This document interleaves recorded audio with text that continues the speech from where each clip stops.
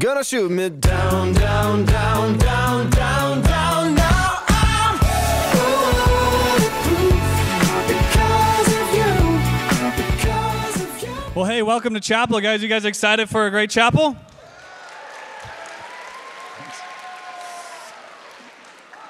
I'm really excited. I've been looking forward to this for a while now. We have some special guests that are going to be joining us, but these are people that you know. These are teachers, some of the leaders of our school, and they have graciously accepted the invitation to share some wisdom and some of their experience on the topic of relationships and dating and things like that. And so a couple of weeks ago, or last week, you guys submitted questions in your first hour. If you didn't, then you can ask your teacher what happened. I'm just kidding. It's okay. We got a lot of different questions. We had over 150 questions submitted. I'm hoping to get through maybe 5 or 6. So if your question is asked, congratulations. You submitted a great question. But all the way around, you guys submitted great questions for our panelists. And I want to just offer one just quick word of instruction and just invitation for you. Our panelists have taken the time to prepare, to plan, and I hope that there would be at least one thing that you can take away that you could implement into your current relationships and to future relationships. We know that high school is difficult. There's lots of questions. We don't have everything figured out, but we want to at least offer a little bit of what God's given us to that we've learned from, the mistakes we've made and the things that He's taught us along the way. And so as our panelists answer, I would ask that you would maybe try to hold your applause in the middle so that way we can move through the questions as much as possible. After they're done answering, if you'd like to, you can clap for them. But we want to try to make this as smooth as possible so we can get through as many questions as we can. Because that's the whole point of this thing, all right? So I know that you guys can do that, and I trust that you guys are going to do that well. So without further ado, I'm going to introduce you to our lovely guests that are joining us here this morning. You guys can make some noise for them as I invite them out. First up, we have the one and only Mr. and Mrs. Corbett, everybody. Mr. and Mrs. Corbett are joining us. You guys know Mrs. Corbett from the many classes that she has subbed and taught over the years. If you don't know who Mrs. Corbett is, just go to YouTube and type in the King's Academy Gritty or something like that, and she will probably come up. She is famous on ESPN. So we're really grateful to have them here with us. And last but certainly not least, we have the one and only Mr. and Mrs. Martin. Give it up for the Martin duo. I'm super excited, and I'm joined by my lovely bride, Mrs. Bartz, and we're going to talk about some of the questions that you guys submitted. But before we kind of get into the questions, we have a little icebreaker that we're going to go down the line. Maybe we'll start on the other end. Sorry, Mrs. Martin. We're going to start over here, and we're going to work our way this way.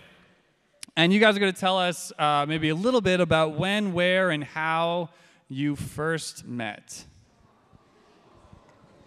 Well, we met at college, and I was his boss. Still is. True.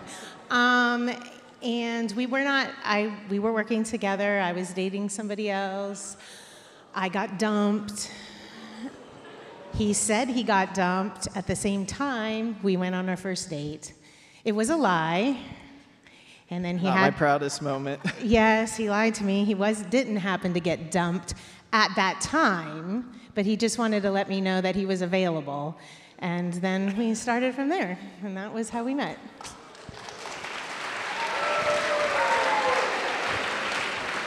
Corbett's a little bit about your story. Well, I'm going to let my wife speak, but she's got a slightly different story than I do. But my story is actually a prequel. Prequel is a story before the story. So I had graduated from college where I played football quarterback, and I signed a contract for a Christian school in Miami, Florida. And so I came down from Chicago, and I was going to work for construction for the school. They were putting up a second story, and so I felt I needed to find out what Florida heat was so I could coach my team properly. Anyway, so there was a girl that I dated in college, and she was interested in coming also to this school. So I got an interview with the principal for her, and she flew down. And at the end of the interview, the principal gave her a copy of the yearbook that year so that she could help her to make a better decision. And so we left. I took her to the airport that evening, and she was about to get down the gate. She turned to me and she said, "Remember this, don't go running around barefoot." I thought, what? Running around barefoot? Why are you asking me that? She said, "You know, that teacher in the yearbook, barefoot," or whatever her name is. I said, "Oh, okay." So I went home that evening, and guess what? The first thing I did was get my copy of the yearbook out and look for this barefoot person that she was talking about. And I didn't find a barefoot, but I did find a Miss Barefield. And she is sitting next to me right now. The issue is, all right, his girlfriend Judy, right? Okay. Close to your mouth. His girlfriend Judy, all right, okay, told him not to run around me, but she didn't tell me not to run around him. That was a big mistake. Okay. So the day I went on, and I've got to talk faster, I know. I went on campus. I was working curriculum that summer, and the news buzz was, as it is in schools, there's this good-looking coach coming down to coach football. So I knew he was coming. But that day I went into school. I was heading towards my classroom, and I saw this guy, you know, at the end of the hall putting nails in his apron. I'd also seen a convertible Cougar outside that I thought, I bet that's the coach's. So anyway, I went down the hall, and as I approached, I have never seen such a good-looking specimen of a man in my life.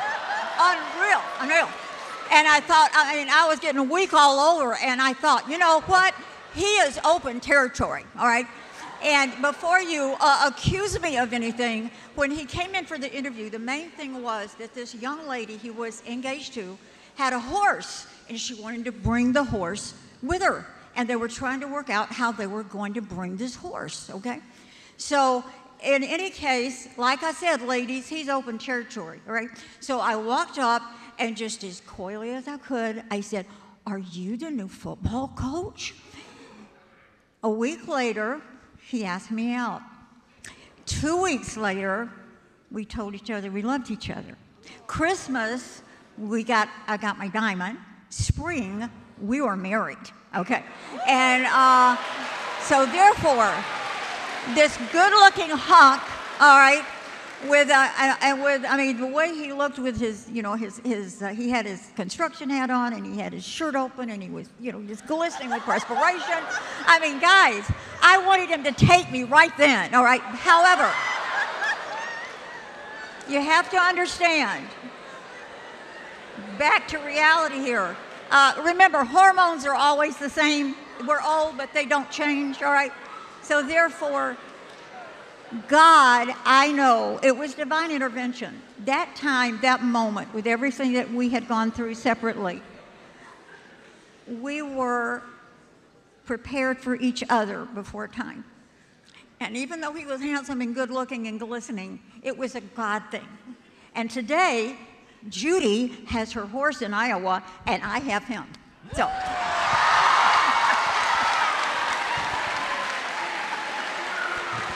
And that's the truth. That is the truth. True story.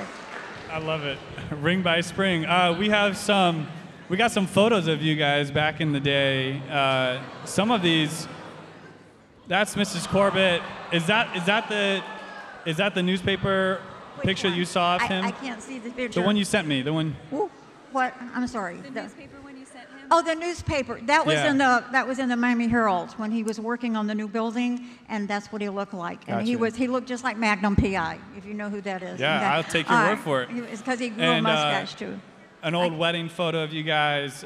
So beautiful, so cute. I know we have a picture of the Martins as well from when they first met. That's Mr. and Mrs. Martin. I love it. I know we've shared a little bit about our story, and ours is not as removed, but just recently, kind of maybe share a little bit about how we met. Yeah, so, am I on? Hello, check. Hey. So we met about 9 years ago now. We're coming up on 5 years of marriage in April. Woo.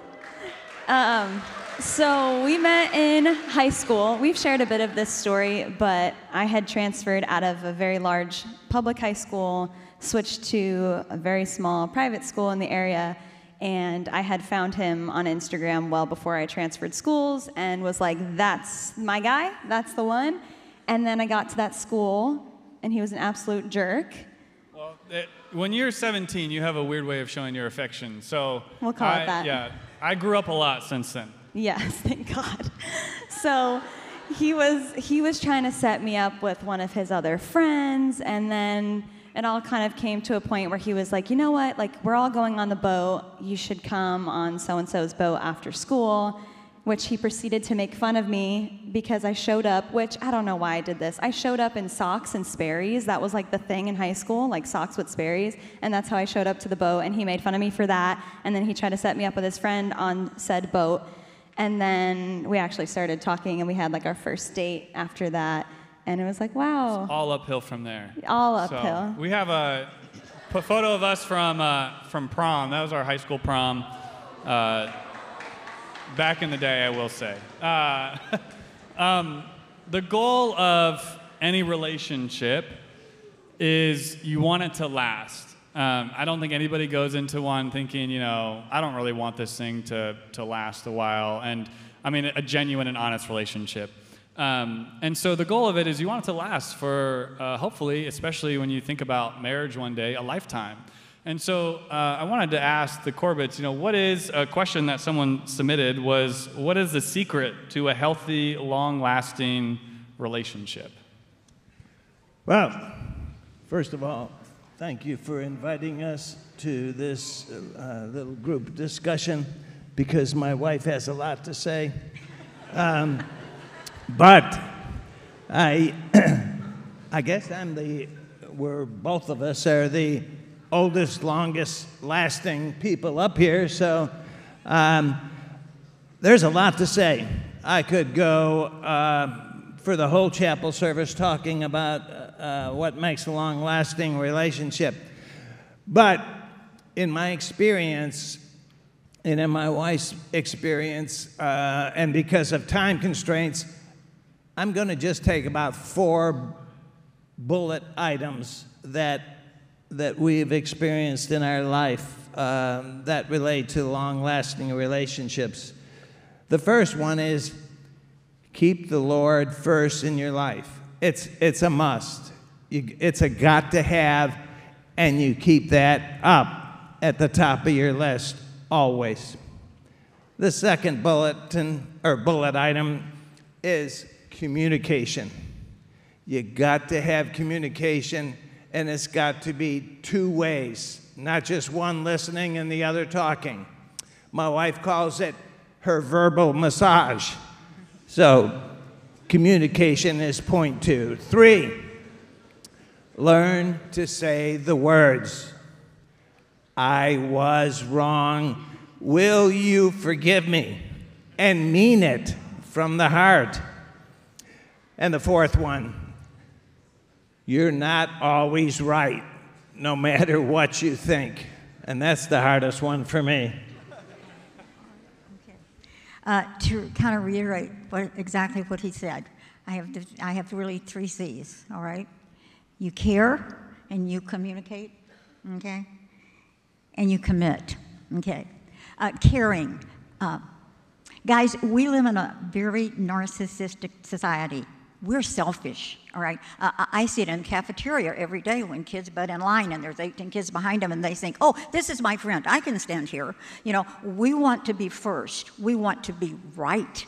We don't want to give up our rights. You know, bless Travis Kelce's heart, you know, after getting in his face of his coach this past week, a lot of reasons why he did or didn't. But the bottom line, and I'm sure he's asked forgiveness, but the bottom line at that moment and at that time, he wanted to say what he wanted to say. All right? And in a marriage, my husband is first. My husband, I don't worship him, but I do put him on a pedestal. Now, this has to do, don't forget, whoever is sitting around you or beside you, all right, your friends, the person you date, and a lot of you are dating some, none, or lots, all right? That person, right, some of you are dating a lot, all right? But that person is first, all right? That person is first. You show them care and love and appreciation.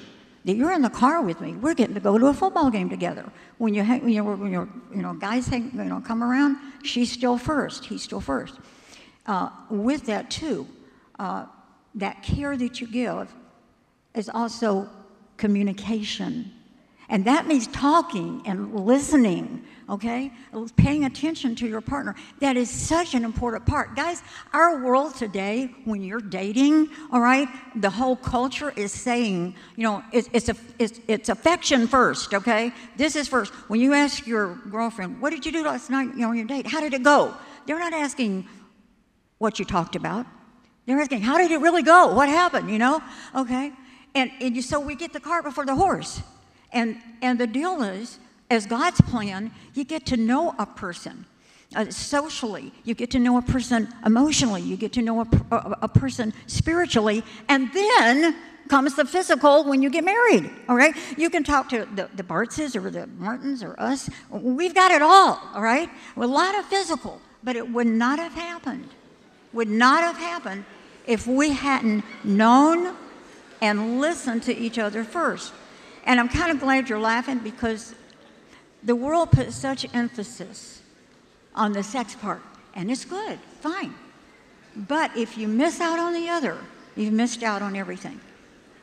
If you miss out, don't mess it up by doing what's first should be last and last should be first. Lastly, you gotta commit. It's forever. Husbands aren't on a return basis. Okay? Neither are wives, okay? God is constant. My love for my husband is from him. And it's forever, okay? It's forever. It doesn't change. We go through a lot. We have arguments. Stuff happens. But I'm committed. He was prepared for me, and I was prepared for him.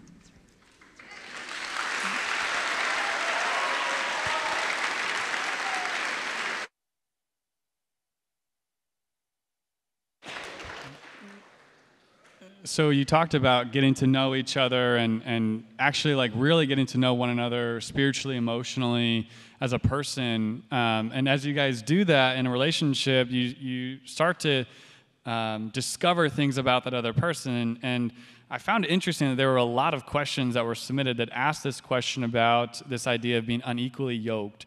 Or if we put it another way, maybe dating someone or being with someone that has a different worldview, or you're just in two different worlds when it comes to morality or faith or worldview.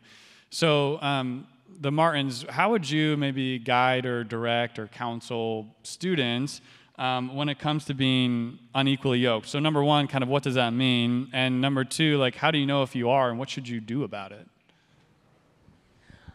Well, let me first explain what the definition of like the yoke situation. Okay, I would assume when we're talking about being yoked, it's like two oxen having a yoke on them, moving in the same direction, doing the same job, having the same goals.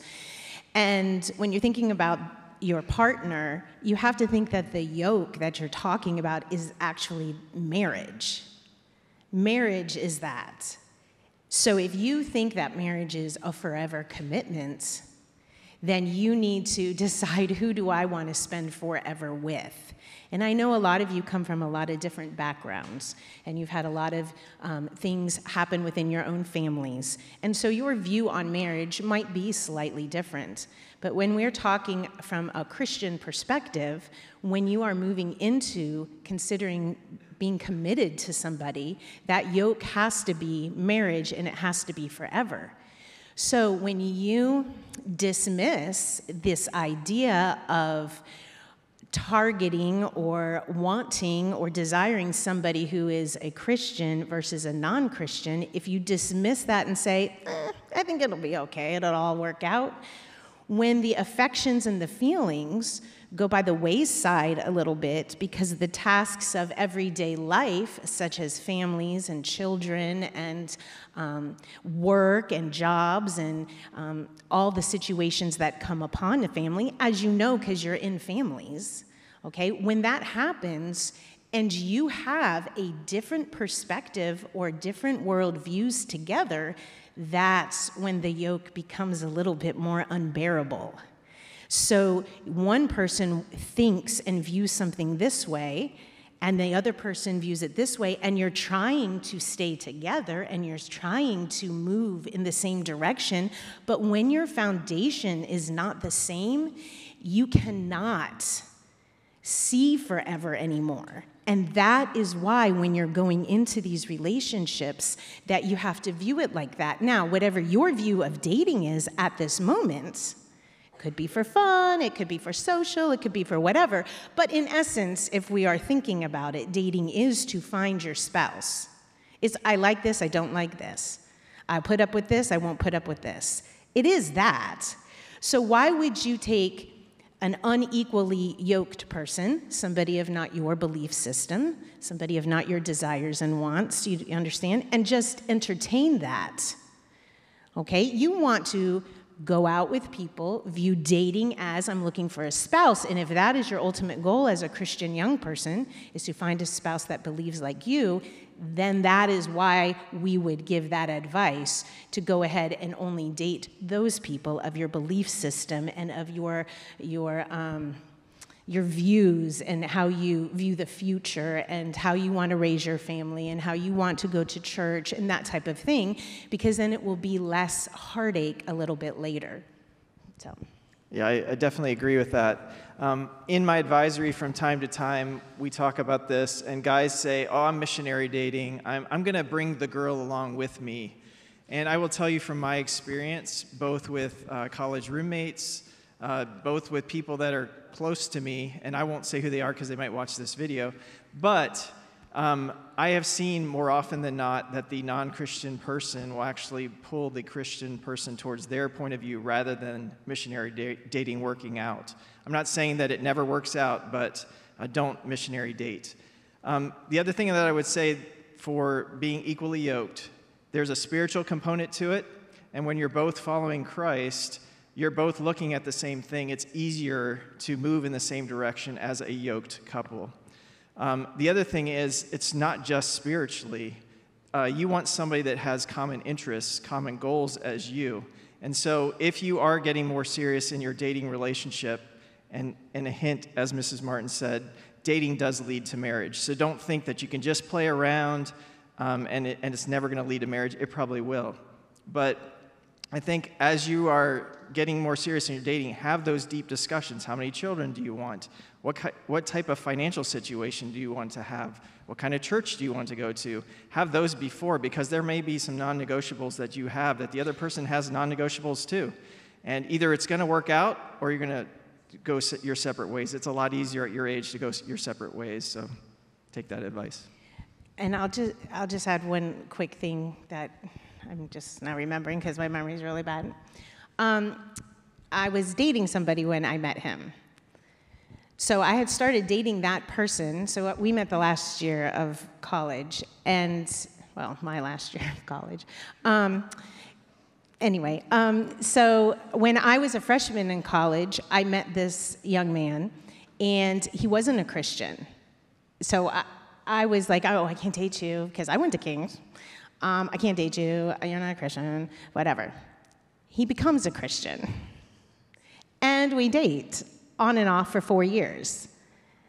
And so when he says missionary dating, it doesn't really work out for somebody who wants to follow the Lord, and you're kind of pulling them along. And he became a Christian, but then now I have a new Christian, and the reason why our relationship was so volatile is because I was trying to bring him along, and he was going this way and that way, and it just wasn't working out.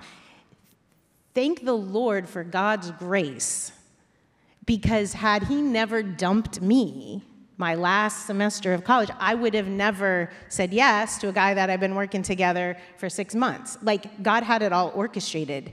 He knew what I needed. He knew what I wanted, even though it was an extremely hurtful and painful breakup, dumped me flat on my butt, didn't know what I was gonna do, and then he had provided it way before that had happened.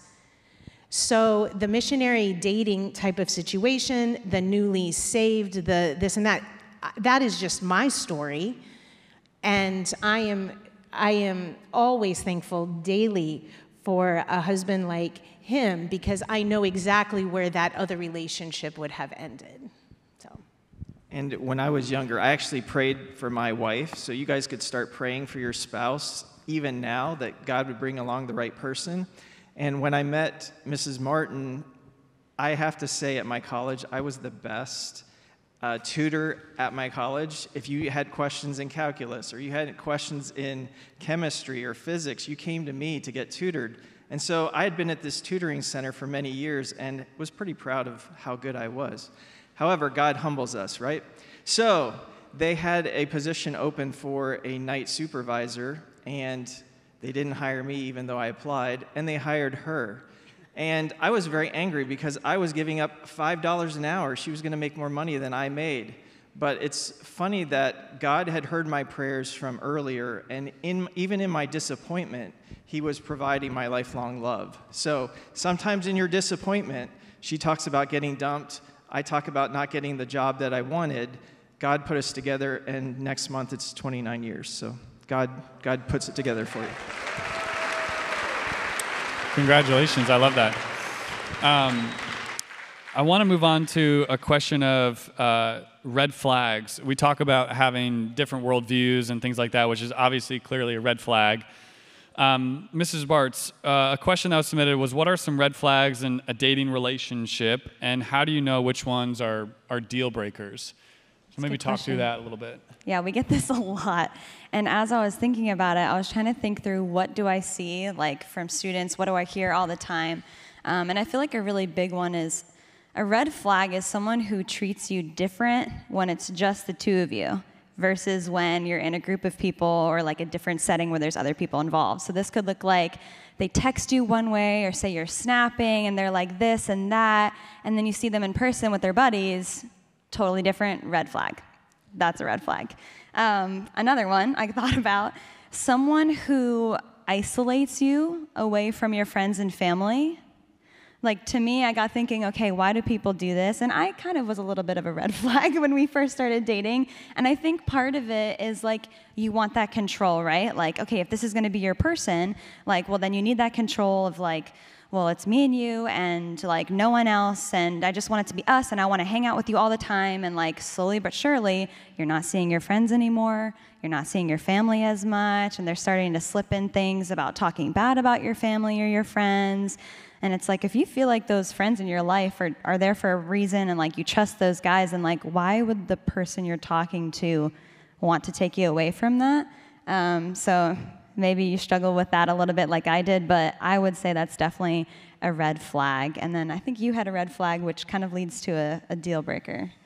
Well, I was going to say, I think, when you look at just relationships, when we're talking about, getting to know someone, asking good questions, I think that if you are in a relationship or considering a relationship in the future, if you can't feel like you can be vulnerable or honest with that person, I think that obviously that comes with time, but that could show maybe like this surface level type of relationship. And one of my favorite quotes is from a pastor who just died recently from cancer, but he pastored a church in New York, and he wrote a book on marriage, and he talks about this dynamic where he says that in a relationship, if you're loved but not known, it's superficial. So you love each other, but you don't really know much about each other. And so that love is superficial because you don't have anything that could maybe taint it or mar it from being fully pure. But he says if you're fully known and not loved, that's all of our greatest fears. That someone knows everything that I am and everything that I'm not, and they choose to not love me because they don't want to deal with that. But he says in a relationship, and what he's talking about is in a godly marriage, it's one that reflects an individual and another individual who fully knows one another and yet still chooses to fully love each other. And he says that is our ultimate hope for all of us, that we would be fully known and yet that person would still choose to fully love me. And he relates it to, this is what Christ does for us. This is what Jesus does for us. That he knows everything that we are and everything that we aren't, all of our mistakes and our past, but yet he still chooses to love us. And so I think I would say just, girls, like if there's a guy that doesn't fully love you because of what you aren't or what you can't do, that's a total red flag, and that's not someone that's receiving the love of Christ and imparting it to you. And guys, if you don't feel like you can be honest and vulnerable and feel like you can be fully known and yet still fully loved, it's not a relationship that you want to pursue into the future.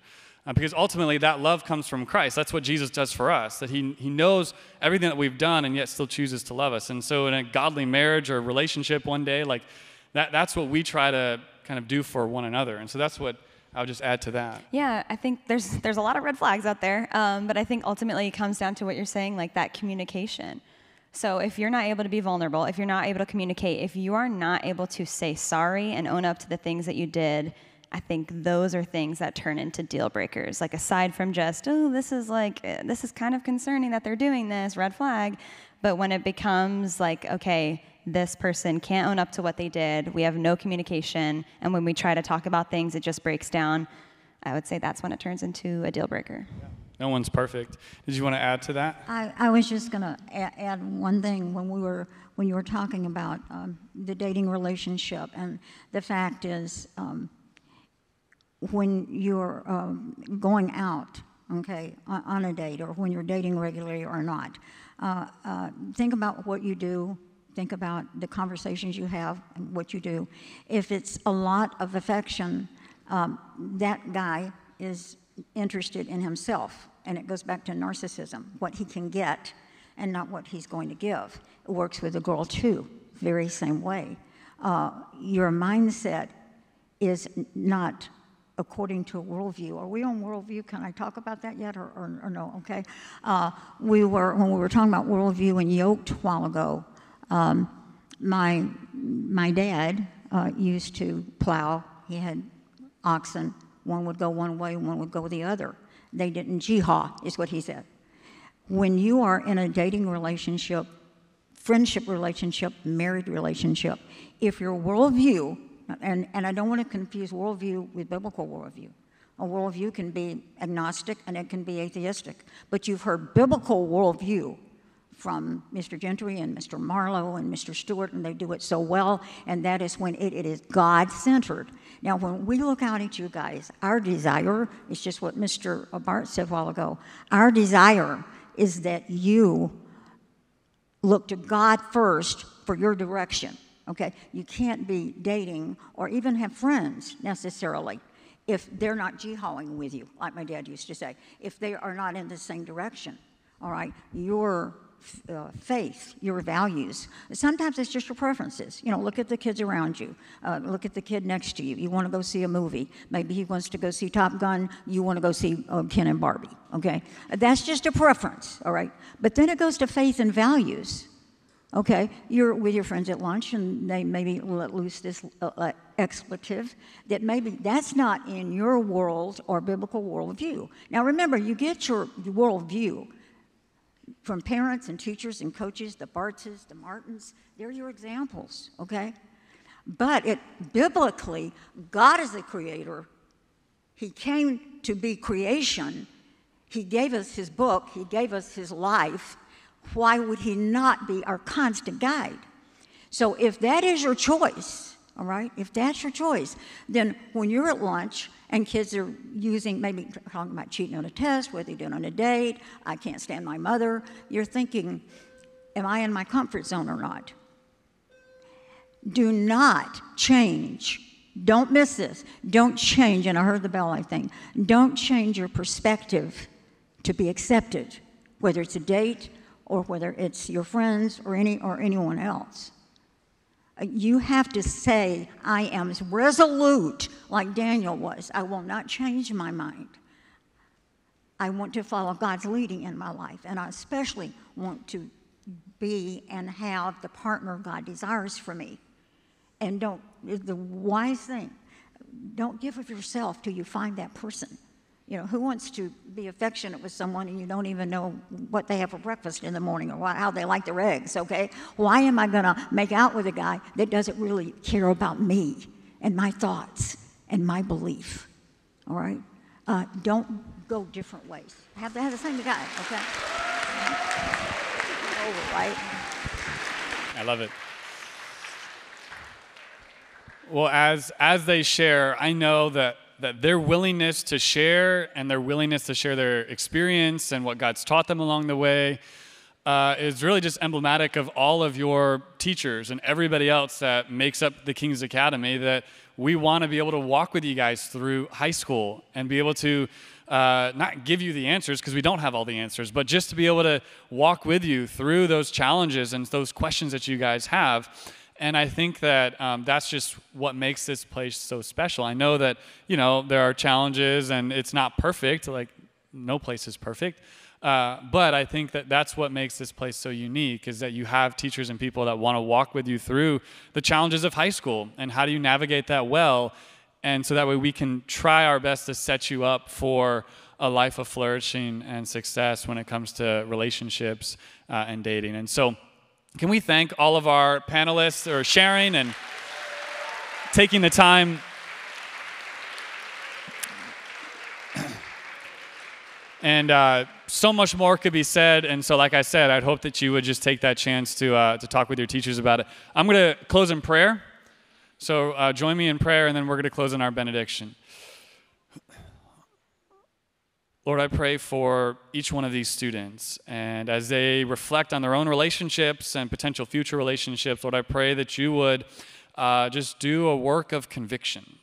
It doesn't feel good to be convicted. It doesn't feel good to be challenged, but Lord, I pray that you would do a work within their lives, that they might evaluate their relationships and see, Lord, are these relationships honoring you? Are they glorifying you? And Lord, are they ones that are going to just benefit me and be healthy for me in the long run? Lord, I pray that you would help all of us as teachers and administrators and staff, that we would just humbly walk with these students and offer your word of grace and your word of healing and reconciliation to broken relationships, that we would walk with students as they celebrate, but also as they mourn. And so, Lord, I pray that you would just touch the lives of our students, that you would just bring hope and healing to their lives and their relationships. And so, God, I'm just grateful for the people that have joined me up on stage, but for all of our teachers and staff that embody this same spirit and this same Lord, just devotion and commitment to walking with our students. So we give you all the praise and all the glory. In Jesus' name we pray.